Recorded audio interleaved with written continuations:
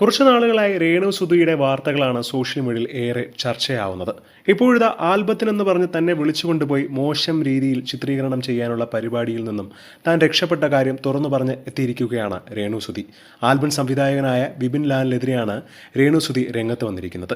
ഇറക്കം കുറഞ്ഞ വസ്ത്രം തന്ന് എന്നെ വളരെയധികം മോശം രംഗങ്ങൾ ചിത്രീകരിക്കുകയും മാത്രമല്ല അതിനെ അശ്ലീല വെബ്സൈറ്റുകളിൽ പോസ്റ്റ് ചെയ്യാനുള്ള തയ്യാറെടുപ്പായിരുന്നു അവരുടേതെന്നും ഭാഗ്യം കൊണ്ടാണ് താൻ രക്ഷപ്പെട്ടതെന്നാണ് രേണു പറയുന്നത്. തന്നെ മുറിക്കകത്ത് വിളിച്ചുകൊണ്ടുപോയി ഇറക്കം കുറഞ്ഞ വസ്ത്രം നൽകുകയായിരുന്നു. അത് ചെയ്യാൻ പറ്റില്ല എന്ന് പറഞ്ഞു. മാത്രമല്ല തന്നെ ഇന്റിമേറ്റ് സീനുകൾ ചിത്രീകരിക്കാൻ പിന്നീട് നിർബന്ധിക്കുകയായിരുന്നു. അതിനും താൻ തയ്യാറല്ലെന്ന് പറഞ്ഞു. ഈ ആൽബം സംവിധാനം ചെയ്യുന്ന വിപിൻ ലാലും ഭാര്യയും ചേർന്നാണ് ഇതൊക്കെ പറഞ്ഞത്.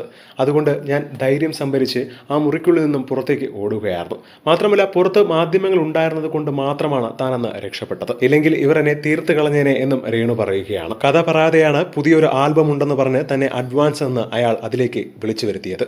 നിർമ്മാതാവ് ദുബായിലാണെന്നും പറഞ്ഞു.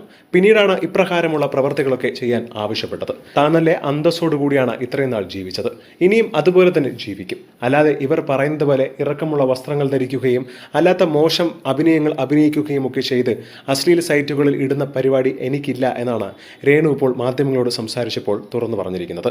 രേണുവിന് പൂർണ്ണ പിന്തുണ നൽകിക്കൊണ്ടാണ് ഒരുപാട് പേർ രംഗത്ത് വരുന്നത്.